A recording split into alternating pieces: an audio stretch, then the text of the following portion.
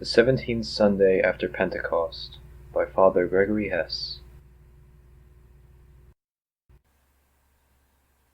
One of the teachers of the law among the Pharisees wanted to tempt Christ, not in the sense of temptation to sin, but for a wishful answer to his question.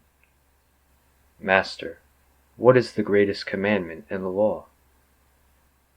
The Pharisee does not want to learn anything, but, just as today in interviews and discussion groups, either to have confirmed his own opinion with the desired answer, or to be able to twist the respondent a cord from it. The desired answer would be a quotation from the book of Deuteronomy. "Hear, O Israel, the Lord our God is one Lord." Deuteronomy chapter 6, verse 4. Probably the next sentence would be, "Thou shalt love the Lord thy God with thy whole heart, with thy whole soul, and with thy whole mind." But due to the typical Pharisaic misunderstanding of the next set of instructions, it was gradually lost. "And thou shalt bind them as a sign on thy hand, and they shall be, and shall move between thy eyes. And thou shalt write them in the entry and on the doors of thy house." Deuteronomy chapter 6, verses 8 through 9. The Pharisees, who were legalists and rulers of the law, the Pharisees now went with a headband with these words, and the Jews touched them at their gate, "As the holy water is taken from us." But as little as the holy water breathes love, so did the headband. So the highest law would be monotheism, faith. But Christ does not do this Pharisee the favor. He wants, he knows, and he enjoys the truth that faith is not the highest thing, but the ultimately only virtue of love, from which all others only flow. He not only emphasizes what was secondary for the Pharisees then and now, but he adds the distinction of charity in one and the same virtue. On these two commandments dependeth the whole law and the prophets. Here Christ says it quite clearly. Laws, statutes, rules, and regulations are order only in love. Without them they are terror. The prophets are proclamation only in love. Without them they are at best satisfaction of curiosity, like the self-appointed seers, prophets, and messengers in our day, at worst, apparently, supernatural confirmation of the loveless terror of the law. Here too Christ points to his own future destiny. The love of God, the vertical love of the Creator, awaits him who carries the crossbeam of charity to Golgotha. The cross is the symbol of love itself, and it is the key, but not the goal. The cross in itself is only the Roman way of execution for slaves, so vulgar that Cicero refused to put the word in his mouth. Only Christ's supreme act of love to give his innocent life there for us makes this inexpressible word the key to the kingdom of heaven. But even Christ did not die on the cross to suffer, but to save us. Only for a pervert is suffering desirable, but for the Christian it is the key to the kingdom of heaven, a key that only works in love.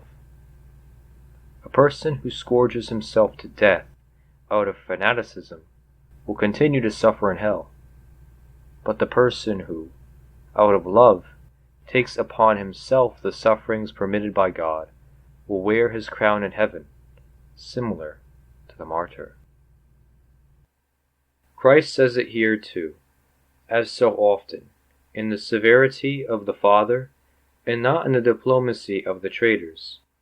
Your faith, your laws, your prophets, they are of no use to you at all if you do not love God more than yourself and your neighbor as yourself. Let us only think of the horror on the faces of the Pharisees, considering the invitation to love the Samaritans as yourself, or the indignation on the face of the traditionalist, considering the invitation to love the drunken carpenter in the neighboring house, driven into poverty by the bank, as himself.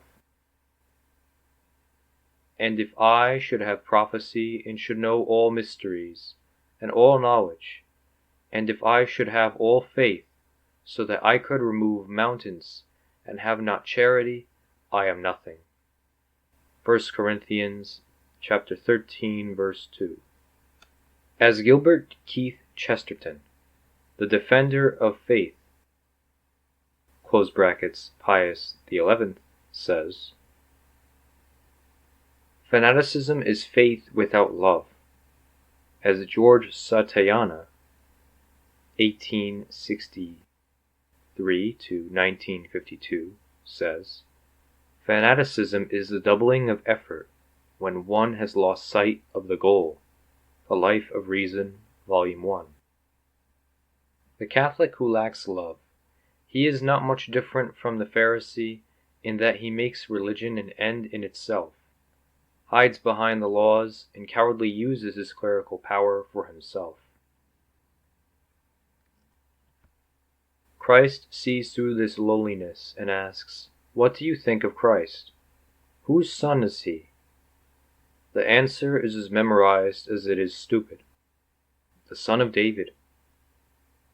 Christ refers to Psalm 109, Sunday Vespers, in which the spiritually enlightened, that is, inspired David, calls him the Lord, which probably could not have come from divine enlightenment if Jesus had really been only the Son of David.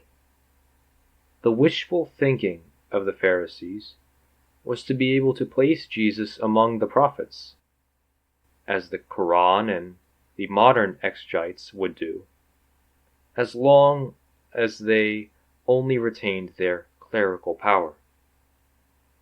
Just like the modernists and many traditionalists, they did not fear a prophet who would tell them any curious things, but only the one who would point out to them their misdeeds, their mortal sins, and their lack of love, and that with the necessary authority. But the worst thing for them was the thought of losing their office and prestige. What then holds the typical clericalist in his error? Why then do most of the bishops of the conciliar church and many gurus of other movements not want to see the truth? Because it would cost them their office, and that is more important to them than their salvation. St. Pius X's saying that most souls go to hell out of ignorance is strange at first sight, considering that the village idiot who never understands anything in his life can hardly go to hell if God does not punish his imbecility. The answer to this seeming disconcertingness is offered by today's gospel. Jesus tells the Pharisees quite clearly that love is the first commandment, and that he is the Christ, which of course we have to see again in connection with the Gospel of John, chapter 8, verse 58. Before Abraham was, I am. At the time about which Matthew reports, no one could answer him, and no one dared from that day on to put a question to him. The Pharisees, even if they were not the same ones, must have already known this answer of Christ in their little nest of gossip. Like all people who love something more than the truth, their reaction was consistent. They feel compelled to acknowledge the possibility that they are in the wrong, and that this carpenter's son, what could possibly come from Nazareth, is perhaps more than just a rabbi or a prophet, and they see themselves threatened in their highest position, like everyone whose standard is not the law of God, but his own. They do not hear the answer they wanted, and so they end the conversation so as not to be exposed to further unpleasant truths. They seek the ignorance that will lead them to hell, like any of us who cannot be corrected. Lord, save us from ignorance.